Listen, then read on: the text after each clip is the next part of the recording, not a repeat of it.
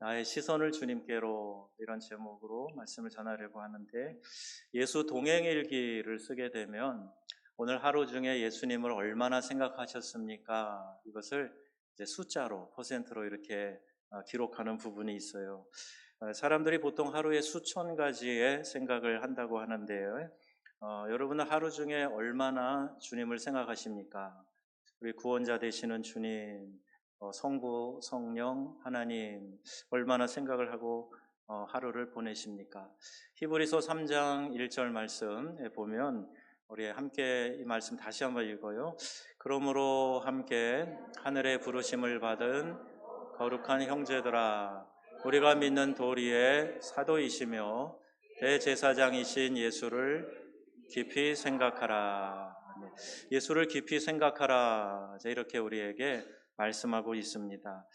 자칫하면 우리는 보편화 또 일반화에 빠져서 내 겉모양이 그러면 속도 그렇다, 이렇게 생각하기가 쉽습니다. 그런데 내 스스로도 어떤 때는 그런 줄 알고 그렇게 착각하면서 지낼 때가 있어요. 겉모양으로는 우리의 속을 정확하게 알 수가 없습니다. 사람은 겉모양을 보고 이렇다 저렇다 많이 판단을 하기 때문에 우리가 외모에도 많이 신경을 쓰고 또 겉치장하는 거, 또 사람들에게 이렇게 어떻게 보여질까 의식을 많이 합니다만은, 하나님께서는 그 외모를 보시는 게 아니고 우리의 속사람, 우리의 중심을 바라보고 계신다, 이렇게 말씀하고 있어요. 전에 파리에서 목회할 때 우리 교회에 음악을 전공하는 학생들이 좀 많이 있어서 여름이면 특별히 그 뽕비도 광장 앞에서 노방전도를 했습니다. 악기를 연주하고 또 노래를 부르고 중간중간에 복음 전하고 그랬는데, 전도지를 가지고 개인적으로 만나서 이야기하다가 한 유대인을 만났어요. 그러니까 이스라엘에서 태어났고요. 거기서 이제 자랐고 프랑스에 와가지고 한 10년째 일하고 있는 이제 엔지니어였습니다. 근데 그가 이런 말을 해요. 종교가 뭐 나쁜 건 아닙니다만은 저는 하나님을 믿지 않습니다, 이렇게 이야기를 하는 거예요. 아니, 유대인인데 하나님을 안 믿는다? 구교, 신교, 유대교 다 떠나서 아니, 하나님을 안 믿는 무신론자가 있구나 하는 것을 그때 알게 됐어요. 하나님의 택한 선민이라고 자부하는 유대인들 가운데에도 무신론자가 있다면, 오늘 우리 교회에서 예배하는 크리스찬들 가운데에도 무신론자가 있겠다. 하나님 믿지 않으면서도 예배 자리에 그냥 나와 있는 사람들이 얼마든지 있을 수 있겠다, 그런 생각을 했어요. 이른바 크리스찬 무신론자. 말이 안 되는 단어의 합성입니다만은 크리스찬인데 하나님을 안 믿는 사람, 교회 안에도 얼마든지 있을 수 있으니까 여러분 안에 내가 정말 하나님을 믿는 믿음이 있는가를 먼저 확인을 하고 그 하나님을 바라보는 우리의 시선이 여름에 좀 더 명확해졌으면 좋겠다는 마음을 갖게 됩니다. 사무엘 선지자에게 하나님이 하신 말씀이죠. 사무엘상 16장 7절 말씀에 보면 같이 이렇게 읽습니다. 사람은 보거니와 나 여호와는 중심을 보느니라. 아멘. 이런 말씀을 하셨어요. 우리가 겉으로는 알 수가 없습니다. 그래서 밭에 똑같이 자라는데 뭐가 알곡인지 뭐가 가라지인지 알 수가 없어요. 그 제자들이 예수님에게 주님, 밤에 원수들이 와서 밭에 가라지를 뿌려놨습니다, 뽑을까요? 예수님 뭐라 그러세요? 아서라, 그냥 둬라. 가라지를 뽑다가 알곡까지 다칠까 염려함이라. 그리고 마지막 추수 때에 알곡은 모아서 곳간에 드리고 가라지는 모아서 불사르게 된다. 이 엄한 말씀을 분명하게 해주고 계세요. 우리는 좀 더 내 자신을 향해서 원초적인 질문을 좀 할 필요가 있습니다. 나는 누구인가? 나는 누구인가? 여러분 자신이 이런 질문을 스스로 하게 될 때, 물론 내가 나 자신을 정확하게 다 이해하지 못할 때도 있어요. 그런데 내가 누구인가라는 것에 대한 이런 질문은 끊임없이 우리가 하면서 내가 누구인지 알아가는 것이 참 중요하다는 생각을 하게 됩니다. 나를 아는 방법이 있다고 해요. 어떤 건가? 그 첫 번째는요, 아무도 방해받지 않는 조용한 시간에 혼자 있을 때 그 내 마음에 제일 많이 떠오르는 생각, 그게 나 자신을 설명하는 거라는 얘기예요. 요사이는 유튜브나 또 인스타그램이나 페이스북 같은 데 보면은요, 알고리즘이라고 해서 내가 자주 이렇게 보거나 또는 이렇게 자주 접하는 그것을 계속해서 그 같은 카테고리의 주제를 보여준다는 거예요.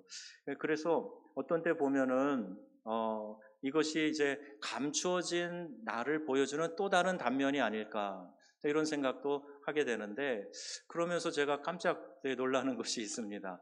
이상하게 제가 보는 게 유튜브나 이런 데 보면은요, 짧은 영상 가운데 이렇게 격투기 하는 거 이런 게 많이 나오는 거예요.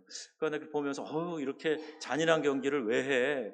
그러는데 자꾸 저한테 MMF인가 뭐 이런 이 격투기 하는 이런 종합 격투기 이런 게 자꾸 올라오는 걸 보면서 혹시 내 마음속에 이런 생각을 하는데도 종종 이거 염려도 좀 되는데, 그럼 어찌 되었든 내가 이 땅을 살면서 스스로는 포장할 수도 있어요. 가면도 쓰고 살 수 있어요. 그래서 바라보는 남을 속이기도 하고, 심지어는 내 자신을 속이면서 살아가는 경우도 있습니다. 이게 심해지면 이제 학력 위조 이런 것도 하는 거죠. 어떤 사람이 전혀 다니지 않은 대학에서 공부하지 않은 박사학위를 받았다고 한 사람이 가까이 있었어요. 아주 태연해요. 자연스럽게 이야기를 합니다. 자기 자신도 계속 그 포장지 안에 살았기 때문에 그런 줄로 착각하고 살아가는 경우도 있다는 거죠. 아무도 방해하지 않는 곳에 나 홀로 있을 때 나는 무슨 생각을 하고 있는가? 이게 바로 나 자신이라고 보면 된다. 두 번째는요, 무엇을 내가 가장 기뻐하는가? 이게 또 다른 나를 설명하는 질문인 거예요. 무엇이 자주 생각나고 또 무엇이 나를 기쁘게 하는가? 여러분 어떤 때 제일 기쁘세요? 뭐가 나를 제일 기쁘게 하는가? 어떤 소식을 들을 때 제일 기쁘고 마음이 시원하고 좋은가?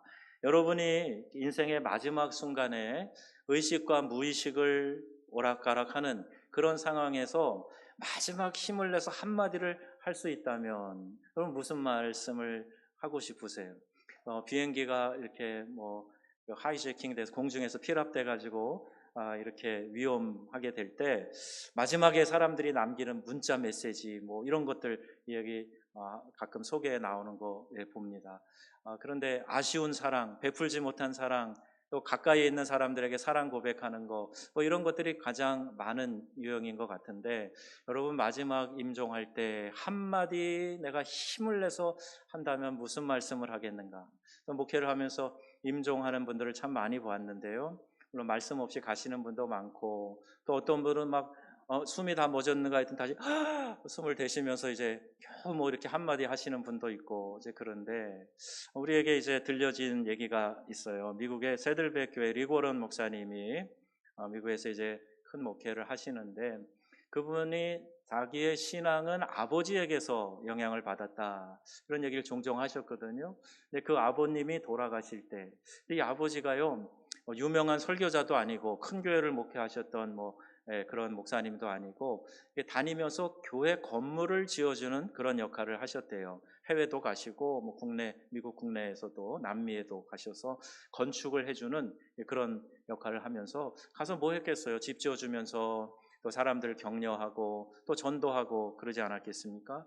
그런 활동에 참여했던 분인데, 그가 숨지기 전에 마지막 의식이 돌아올 때 남은 힘을 다해서 했던 얘기가 One more person for Christ. 한 영혼을 주님께로, 한 영혼을 더, one more. 이 얘기를 몇 번 반복하면서 숨지셨다는 얘기예요. 굉장히 도전이 되는 말입니다. 마지막 순간에 과연 이런 말을 할 수 있을까? 평생 얼마나 주님을 사모하고 그의 명령에 충실한 삶을 살아갔으면 숨 거두는 마지막 순간에 이 이야기를 하면서 세상을 떠날 수 있을까? 참 영광스러운 그런 한마디라고 생각이 되었습니다. 예수님을 깊이 묵상하면 여러분 이런 삶이 가능할 거라는 생각이 들어요. 늘 예수님과 동행하는 삶을 살면 그분이 뭘 기뻐하시고 좋아하실까, 여기에 늘 관심을 갖고 살기 때문에 마지막 순간에도 주님의 기쁨이 되고 싶은 그 마음을 고백한 것이라고 생각이 돼요. 여러분 예수님을 묵상하면 제일 먼저 떠오르는 생각이 뭡니까? 예수님의 십자가 아니겠습니까? 근데 이 십자가는 사형틀이에요. 하지만 십자가가 주는 의미는 구원입니다. 이것을 십자가의 도라고 말합니다. 오늘 읽은 고린도전서 1장에 있는 말씀 다시 한번 보겠습니다. 다 같이 십자가의 도가 멸망당하는 자에게는 미련한 것이요 구원을 얻은 우리에게는 하나님의 능력이 됨이라. 아멘. 십자가의 도가 무엇입니까? 아무 죄도 없으신 예수님께서 나를 구원하시기 위해서 내 죄를 대신 지시고 십자가에 달려 형벌당하여 죽으신 것 아닙니까? 그 과정에서 고난과 멸시와 천대와 조롱과 그 희생을 당하시고 감당하시고 죽으셨어요. 내 대신 죄값을 치르셨다. 그래서 원수 마귀는 예수님을 십자가에 죽게 하는 것으로 자기가 승리했다, 이겼다 이렇게 자축을 했겠지만 하나님께서 크신 놀라운 능력으로 예수 그리스도를 사망 가운데서 일으키셔서 부활하게 하신 것. 자, 이것이 십자가의 복음입니다. 여러분, 십자가의 고난을 통과한 예수께서 우리의 구원자가 되셨습니다. 성경은 말씀하지요. 히브리서 12장 2절 말씀을 읽습니다. 믿음의 주요 또 온전케 하시는 이인 예수를 바라보자. 그는 그 앞에 있는 기쁨을 위하여 십자가를 참으사 부끄러움을 개의치 아니하시더니 하나님 보좌 우편에 앉으셨느니라. 아멘. 여러분, 우리가 지난주에도 소개했던 영국의 유명한 설교가 찰스 스펄전 목사님이 있는데 그 젊은 청년 시절에 어느 시골 마을의 조그만 교회 예배에 참여했던 것 같습니다. 담임하는 목회자도 없는 작은 교회, 작은 마을에 있는데 한 사람이 나와서 이제 말씀을 전한다고 성경을 펴고 이야기를 하는 거예요. 그런데요, 그때 딱 그가 외쳤던 이야기가 이 청년 스펄전 목사님 가슴에 꽂힌 겁니다. 그 이야기는 다른 게 아니에요. 뭐 특별한 내용도 없어요. 십자가를 바라보세요. 십자가를 바라보세요. 이런 이야기인데 그 이야기가 가슴에 팍 박히면서 내 평생 모든 목회 사역과 설교를 사람들로 하여금 십자가를 바라보게 하는 일을 해야 되겠다. 이렇게 결단하고 그가 위대한 설교자로 쓰임받게 되었던 것이지요. 여러분, 우리 삶 가운데 예수의 십자가를 바라보게 될 때 그 십자가가 나에게 주는 의미, 이것을 우리가 깊이 묵상하고 살아간다면 우리의 삶에 놀라운 하나님의 능력이 나타나게 될 줄로 믿습니다. 유학생 수련회인 코스타가 있는데요.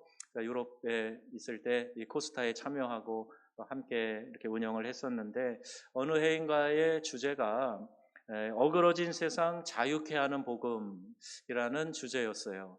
한국에서 아주 유명한 강사, 네로라 하는 분들이 오셔서 말씀을 전하시는데 다 같이 이제 이 시대에 어그러진 그런 현상에 대해서는 너무나 우리가 다 쉽게 이해할 수 있다. 한두 마디만 이야기하면 다 알 수 있는 거고, 세상이 왜 이래?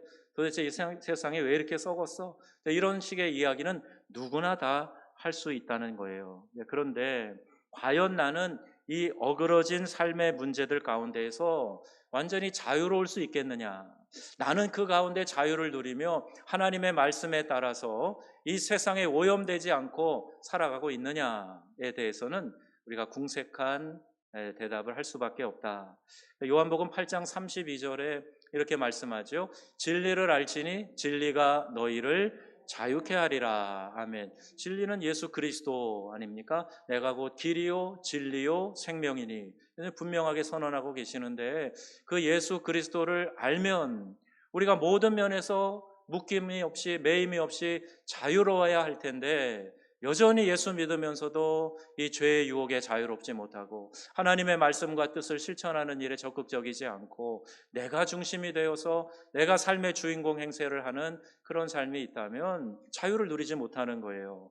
여러분, 무엇인가 잘못되었다고 판단하는 많은 것들 못지않게 내 자신의 내면을 들여다보면서 바르게 하려는 노력이 이 시대의 그리스도인들에게 절대적으로 필요한 것이다. 왜 그럴까요? 왜? 여러분, 우리가 아무리 어떤 구호를 외치고 논리적으로 잘못하고 있는 것에 대해서 우리가 비난하고 정죄한다고 하더라도 내가 남을 바꾸기는 정말 어려워요. 내가 내 자신을 바꾸는 일에 최선의 노력을 기울이면 되겠다는 겁니다. 한국 교회가 존경하는 목회자 가운데 홍정길 목사님이라는 분이 계세요. 근데 이분이 이 말씀을 하실 때 제가 사실 좀 놀랐습니다.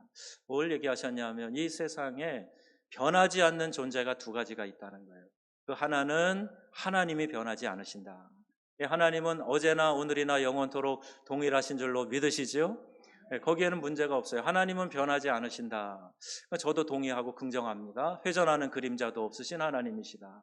그런데 또 하나 변하지 않는 두 번째 존재는 사람이 안 변한다. 사람이. 이 사람은 정말 어떻게 해도 잘 안 변한다. 그러면서 이런저런 말씀을 하시는데 좀 놀란 거예요. 왜냐하면 이분이 한국교회 복음주의 설교자로 유명한 분 아닙니까? 옥하는 목사님 이런 분들과 함께. 그런데 그 교회에서도 많은 분들이 그분의 삶이나 메시지에 감동을 받고 신앙생활하면서 삶의 변화된 모습들을 많이 보여줬을 거 아니에요. 그래서 사람들에게 귀감이 되고 한국교회의 좋은 모델이 되고 그랬는데 아니 사람이 변하지 않는다?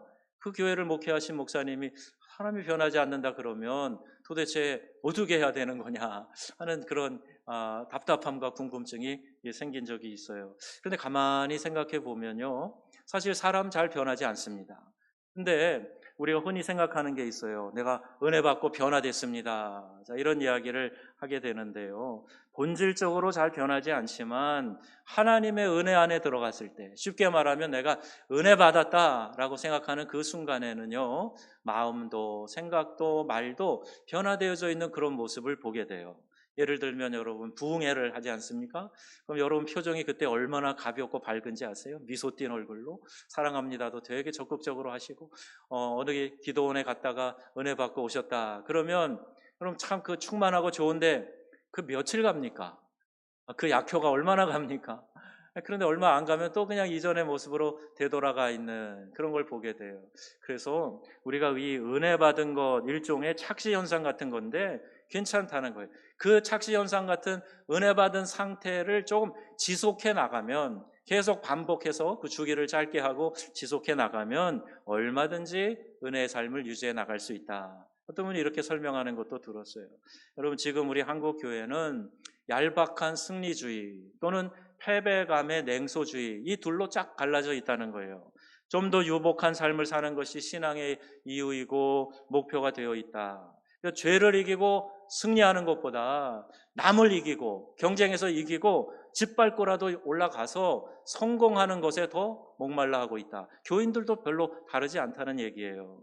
성공하는 방법론에 목말라 있기 때문에 강단에서도 성공하는 삶, 또 심리적인 만족을 주는 이 번영신앙이 판을 치고 있는 그런 현상이라고 꼬집어 이야기하는 분들이 있어요. 얄팍한 승리주의는 뭡니까? 고난을 통과한 후에 영광이어야 되는데 고난이 없어야 영광이다 이렇게 생각하게 하는 거예요. 그러나 여러분 십자가가 설명해 주잖아요. 십자가는 고난이에요. 아니 더 나아가 죽음이에요. 그런데 십자가를 통과하지 않으면 영광의 부활이 없으니 no cross, no crown. 십자가 없이는 영광의 면류관이 주어지지 않는다. 그러니 여러분 이런 얄팍한 승리주의에 빠지면 안 되고 주님의 나라를 위해 하나님의 영광을 위해 여러분 고난도 감수하고 그 십자가 고난의 정신으로 살아갈 수 있는 우리 귀하고 복된 성도님들이 다 되시기를 축원드립니다. 희생과 수고와 대가를 지불하신 예수님의 십자가 사건이 오늘 우리가 믿고 따라야 할 신앙의 모범인데 십자가의 고난은 없어지고 부활의 영광만 꿈꾸고 있다는 거예요. 리더들, 책임을 지는 사람들이 앞서 헌신과 희생을 하고 따르는 사람들이 그 안에서 보호받으면서 함께 동반 성장해 나가는 것. 그래서 우리가 교회를 세우고 그 교회의 일원이 되어서 함께 신앙생활을 하고 있는 겁니다. 우리 수족관에 보면 이 산란 때가 되면은요, 그 이제 산란 통에다가 고기를 넣어요. 그러면 거기에 이제 뭐 알을 낳든지 또 조그만 치어를 낳든지 그러면 그 통 안에서 보호되다가 어느 정도 자라면 이제 내줍니다. 왜 그러냐 하면 그게 이제 먹이로 인식돼서 어릴 때 그냥 잡혀 먹을까봐 보호해 주는 거잖아요. 여러분 교회 안에도 믿음의 선배들이요, 이렇게 본인들이 헌신하고 희생함으로 이 울타리를 쳐주는 거예요. 그리고 나서 그 안에서 믿음이 연약한 사람들이 자라나서 함께 성장해 가는 거. 그 하나님께서 교회를 세워주셨다. 성숙한 사람들이 다른 사람을 위해 먼저 헌신하고 섬기는 일이 필요한데, 내가 대접받으려고 하고 또 누군가의 헌신을 오히려 강요하고 이러한 삶이 되어서는 안 된다는 말씀이죠. 헌신과 희생의 양분을 먹고 다른 사람이 자라게 하는 거, 이게 바로 십자가의 도를 실천하는 사람의 삶이라는 겁니다. 십자가는 그런데요, 죽음입니다. 죽어야 바뀔 수 있다. 죽어야 열매를 맺는다. 예수님이 직접 이런 말씀하셨어요. 요한복음 12장 24절 말씀인데 같이 읽어보겠습니다. 한 알의 밀알이 땅에 떨어져 죽으면 많은 열매를 맺지만 죽지 않으면 한 알 그대로 있느니라. 아멘. 밀알이 떨어졌어요. 땅속에 흙 속에 묻혀서 그게 죽으면, 옛날 버전에는 그게 썩으면 거기서 생명이 나와서 많은 열매를 맺게 된다. 죽지 않으면 한 알 그대로 있게 된다. 여러분, 이게 바로 예수께서 십자가의 정신으로 살아가는 삶의 원리를 말씀하고 계시는 거예요. 내 자아가 살아있고 나는 전혀 헌신하고 죽을 생각하지 않고 살아있으면, 그러면 아무런 열매도 맺지 못하게 된다. 무엇이 죽는 것인가? 어떻게 한 알에 썩어지는 밀알이 될 수 있는가? 그럼 한 분의 간증을 소개하려고 합니다. 감리교 목회자 집안에서 태어나셨는데요. 이 박보영 목사님, 인천에서 이제 그 믿음의 집인가요? 목회 하시는 분이신데, 너무나 이 목회자의 삶이 어려워서 자기는 절대로 나는 목사 안 된다. 감리교회 대를 이어서 목회하시는 분들이 많이 있지 않습니까? 그런데 나는 절대로 목사가 안 된다. 그래가지고요, 결심을 합니다. 그리고 하나님과도 점점 멀리 지내는 그런 삶을 살게 돼요. 열심히 공부해서 이제 의사가 됐고, 또 재벌의 딸을 아내로 맞습니다. 본인도 부동산 재벌이 되었어요. 그런데 가정이 심각하게 문제를 이렇게 앓다가 깨집니다. 그리고 본인도 이 심장에 이상이 생기고요. 한 번은 심장마비가 와서 아주 극적으로, 기적적으로 살아나게 되었는데, 이 불규칙한 심장 박동 때문에 너무너무 고통스러운 그런 삶을 보내고 있었어요. 막 죽기를 구하고 자살해야 되겠다, 이런 생각도 하고 막 그런 충동을 자주 느꼈다고 하는데, 그 상황 가운데 하나님이 다시 찾아와 주신 거예요. 그래서 그가 정말 십자가를 경험하게 됩니다. 예수님의 부활을 경험하고 그 십자가를 경험하면서 완전히 삶이 바뀌게 돼요. 그리고 남은 재산 다 정리해서 가난한 사람들에게 나눠주고요. 무려 13년 동안이나 거의 노숙자처럼 그들의 삶에 들어가서 그들과 함께 삽니다. 수없이 불량배들에게 두드려 맞기도 했는데, 한때는 한 번은 심각하게 두들겨 맞아가지고요, 40일간을 누워서 대소변 받아냈던 그런 때도 있었다는 거예요. 말할 수 없는 오해도 받았고, 그런데 그들을 사랑으로 품어주자 결국에는 뜨거운 믿음의 용사들이 그 돌보는 사람들 가운데 나오게 되었다 하는 간증이었어요. 긴 시간, 여러 시간 간증을 듣는데 어떤 때는 막 함께 재밌어도 하고 신나하기도 하고, 그런데 이 십자가의 원리가 그에게 적용되어 그 삶을 살아가는 모습이 너무나 멋지게 보였고, 또 내 삶을 들여서 헌신하고 희생하는 그 대가를 지불하는 모습이 참 우리 기독교인들에게 귀감이 되는 좋은 간증이었습니다. 찬송가 483장, 내 영혼이 은총 입어 중한 재짐 벗고 보니 슬픔 많은 이 세상도 천국으로 화하도다.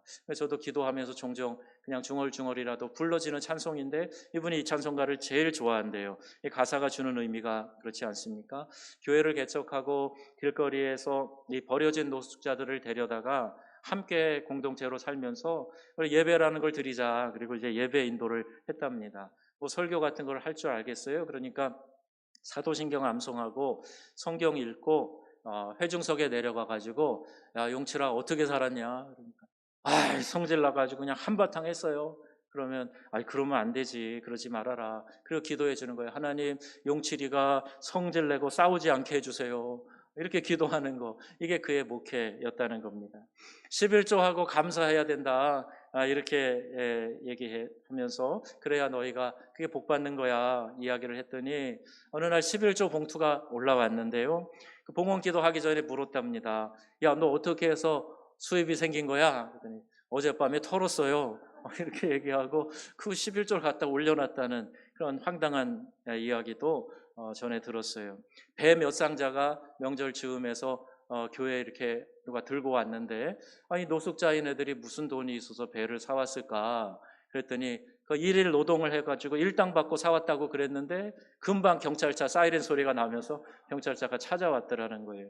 이런 말도 안 되는 얘기, 어떻게 보면 지난 얘기니까 웃으면서 들었지만 참 황당한 목회를 했겠다, 이런 생각을 하면서 공감하며 듣는데, 제가 이야기를 들을 때는 참 눈물이 막 쏟아졌어요. 어떤 그 아이의 이야기인데요. 의붓 아버지와 그 의붓 아버지 아들에게 번갈아 성폭행을 당했던 여자의 이야기입니다. 학교를 파해도 집에 갈 생각은 안 하고 저 운동장 구석에 가가지고 고개 숙이고 땅에다 그림 그리고 뭘 쓰고 막 이렇게 하는 아이. 나중에 물어보니까 그 아이의 그 어렵고 딱한 사정이 있어서 그 아이를 이제 그 폼에 데려와서 같이 지내게 했던 모양이에요. 그런데 어느 날인가 아이가 열흘 동안 사라졌다가 다시 나타났어요.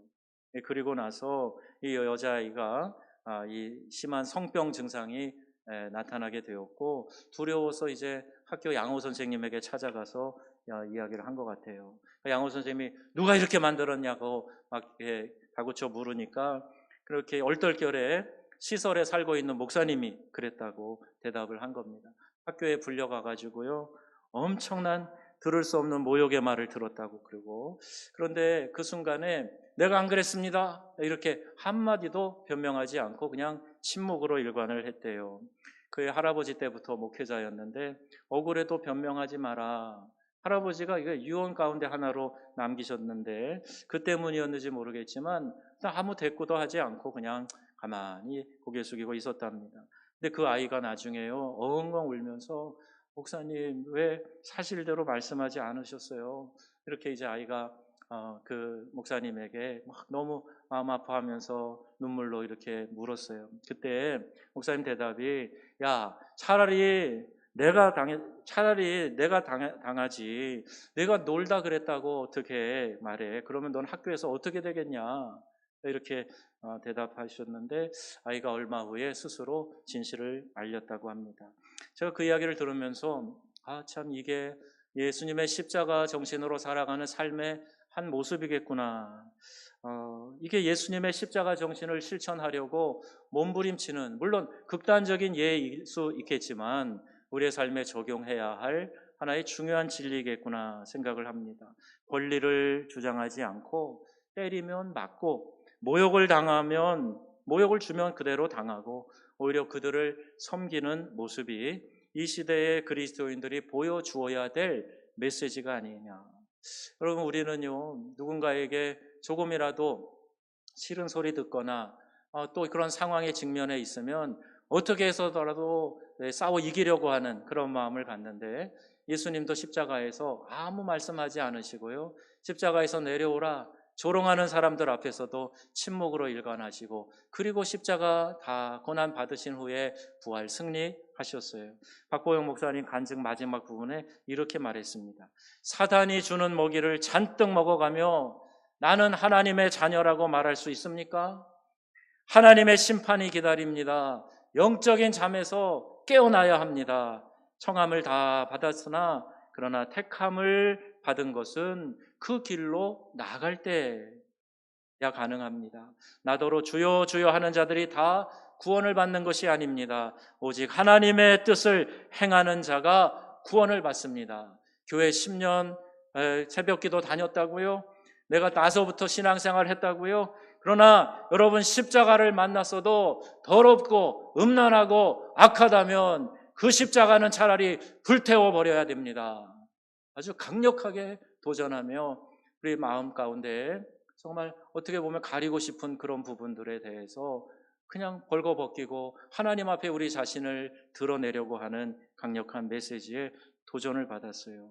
여러분, 그분이 마지막에 이렇게 자신의 경험을 고백해요. 그 십자가를 만나자마자 나는 모든 것을 버리고 이 길로 달려왔습니다.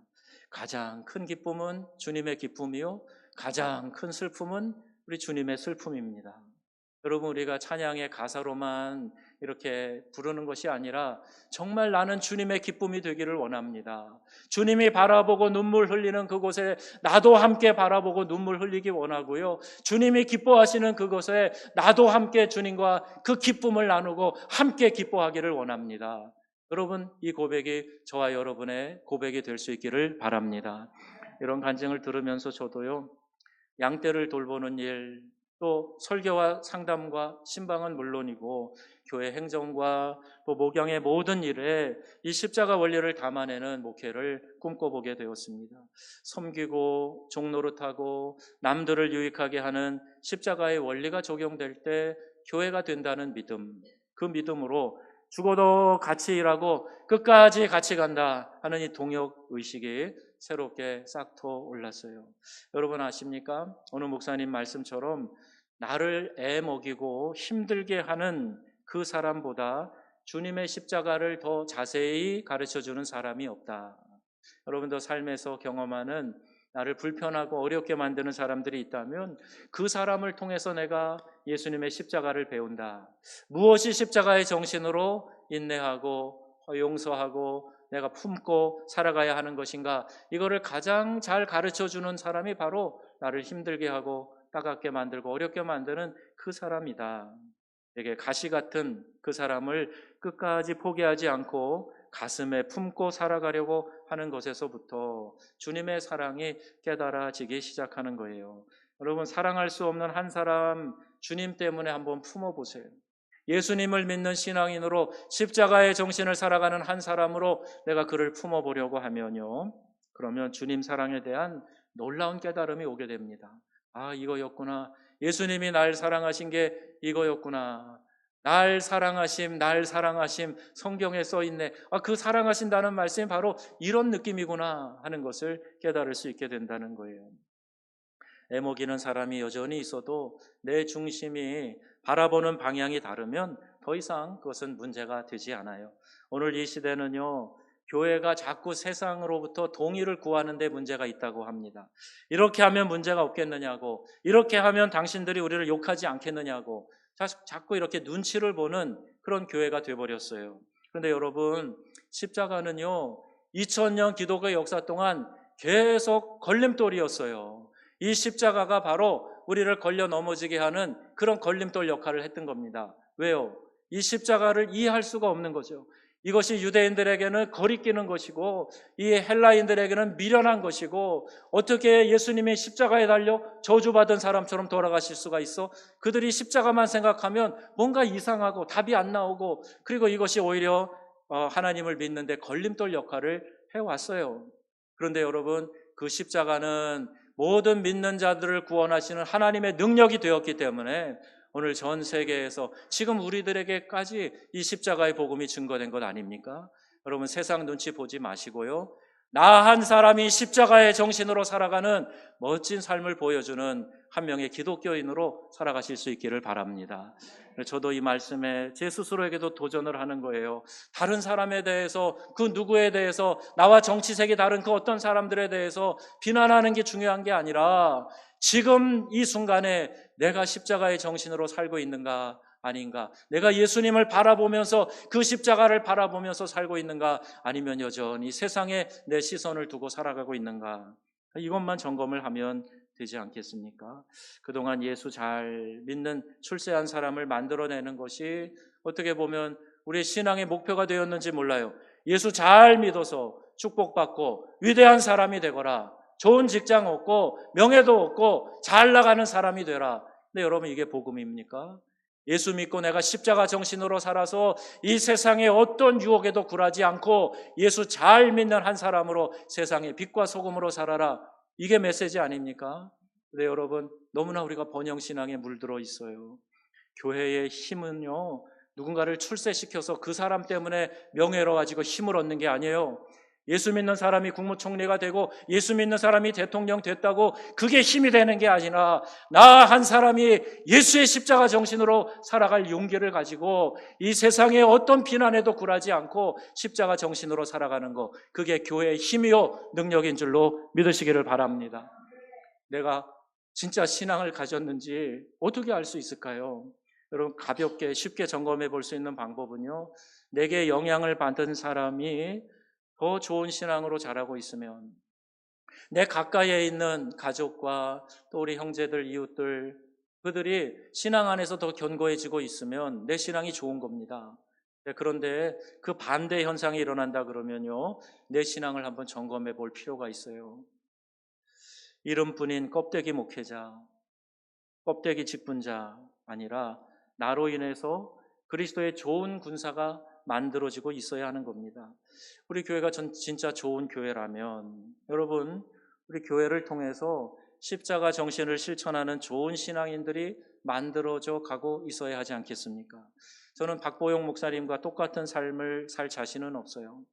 하지만 내가 감당해야 할 부분에서 잘 죽자, 잘 낮아지자, 주님만 잘 드러나시도록 하자, 남들이 잘 살도록 내 자신을 불쏘시개처럼 살자, 이런 결심을 하고 저도 함께 결단하며 눈물 흘려 고백합니다.